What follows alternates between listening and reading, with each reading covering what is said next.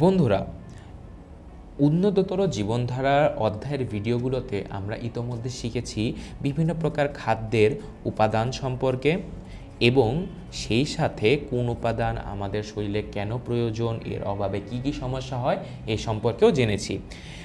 এখন এরপরে আমরা আমাদের শরীরের ভর বা ওজন, আমাদের উচ্চতার সাথে কতটুক হওয়া সামঞ্জস্য থাকা উচিত, বিএমআই এ সম্পর্কে আমরা জেনেছি। এখন চলো একটা বিষয় আলোচনা করি যে আমাদের দৈনিক খাবার কেমন হওয়া উচিত। আমরা শর্করা বিষয়ক যখন পড়েছি তখন আমাদের খাবারের ক্যালোরি মান বা ক্যালোরি শক্তির একটা ধারণা পেয়েছি। সাধারণত শর্করা বা আমিষের প্রতি গ্রাম থেকে আমরা 8 কিলো ক্যালোরি শক্তি পেয়ে থাকি, আর স্নেহ জাতীয় খাদ্যের ক্ষেত্রে সেই শক্তি হচ্ছে 9 কিলো ক্যালোরি প্রতি গ্রাম থেকে।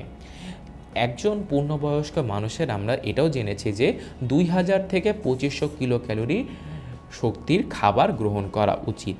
তাহলে এখন আমাদের এই খাদ্য তালিকা কেমন হওয়া উচিত, মানে আমরা কি শাকসবজি, ফলমূল, তারপর হচ্ছে এগুলাতে তো ক্যালোরির মান কম কম করে থাকে, এগুলো বেশি খাওয়া উচিত, নাকি যে বার্গার, পিৎজা, ফ্রেঞ্চ ফ্রাই এগুলো মুখরোচক খাবারে ক্যালোরি বেশি থাকে এগুলো খাওয়া উচিত?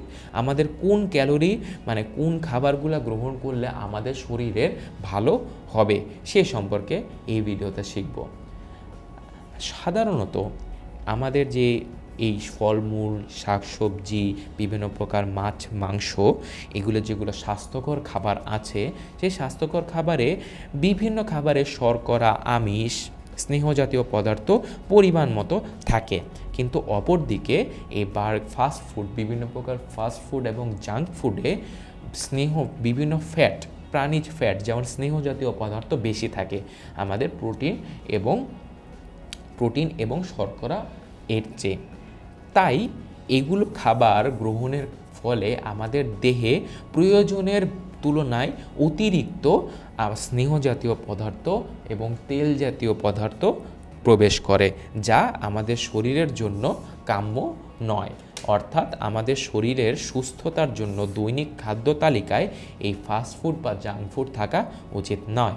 আমাদের দেহের খাদ্য তালিকায় এই ফলমূল, শাকসবজি, মাছ, মাংস এরকম সুষম খাদ্য বা সুস্বাস্থ্যের জন্য যেগুলো খাদ্য আছে সেই খাদ্যগুলো গ্রহণ করা উচিত পরিমাণ মতো।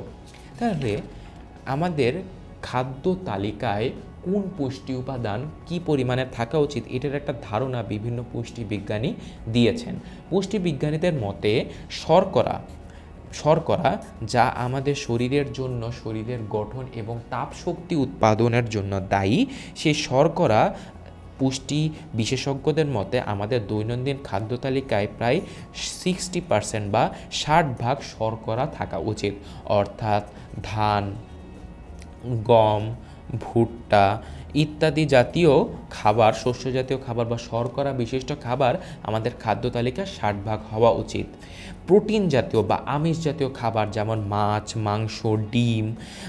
মাংস, ডিম এগুলো আমাদের খাদ্য তালিকার 15% হওয়া উচিত। অর্থাৎ আমরা যদি 100 গ্রাম খাবার খাই তার মধ্যে 60 গ্রাম হওয়া উচিত শর্করা জাতীয় খাবার এবং 15 গ্রাম মতো হওয়া উচিত প্রোটিন জাতীয় খাবার। সেই সাথে আমাদের দেহে অসম্পৃক্ত স্নেহ বা তেল জাতীয় স্নেহ পদার্থ দরকার হচ্ছে 20% বা 20% মতো, এবং এটা হচ্ছে 20%, এটা আমাদের সম্পৃক্ত স্নেহ হওয়া উচিত। অর্থাৎ সম্পৃক্ত স্নেহ অর্থাৎ হচ্ছে যেগুলো চর্বি জাতীয় খাদ্য যেমন মাংস, চর্বিযুক্ত মাংস, যকৃৎ এগুলো আমাদের 20% হওয়া উচিত, এবং অসম্পৃক্ত স্নেহ বা তেল জাতীয় স্নেহ পদার্থ থাকা উচিত মাত্র 5%। এই 100% হচ্ছে আমাদের দৈনন্দিন খাদ্য তালিকা হওয়া উচিত পুষ্টি বিশেষজ্ঞদের মতে। তাহলে এই রকমভাবে যদি আমরা খাদ্য তালিকা আমাদের প্রস্তুত করি এবং সেই খাদ্য নিয়মিত গ্রহণ করি, তাহলে আমাদের সুস্বাস্থ্য বজায় থাকবে। যেই খাদ্য তালিকায় 60% থাকবে শর্করা বা কার্বোহাইড্রেট, মানে ধান, গম, ভুট্টা জাতীয় খাবার, 15% থাকবে হচ্ছে প্রোটিন বা শর্করা জাতীয় প্রোটিন বা আমিষ জাতীয় খাবার, যে আমিষ পেয়ে থাকি আমরা মাছ, মাংস, ডিম থেকে, এবং চর্বি জাতীয় খাবার বা সম্পৃক্ত স্নেহ থাকা উচিত তোমার 20%, এবং অসম্পৃক্ত স্নেহ থাকা উচিত বা তেল জাতীয় খাবার থাকা উচিত 5%। এইভাবে আমরা আমাদের দৈনন্দিন খাদ্য তালিকা যদি প্রস্তুত করতে পারি, তাহলে আমাদের সুস্বাস্থ্য বজায় থাকবে এবং সেই সাথে সকল খাদ্য উপাদানই আমাদের দেহ প্রয়োজন মতো পাবে।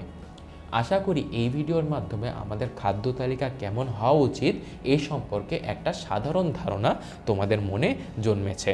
তাই আজকে থেকে তোমরা প্রতিদিন খাবার গ্রহণের সময় এই বিষয়টা খেয়াল রাখবা যে তুমি তোমার খাবারে পরিমাণ মতো শর্করা, পরিমাণ মতো আমিষ, পরিমাণ মতো চর্বি এবং পরিমাণ মতো তেল জাতীয় খাদ্য পাচ্ছ নাকি সেটা নিশ্চিত করবে। এর মাধ্যমে আমরা সুন্দর জীবন গঠন করতে পারবো।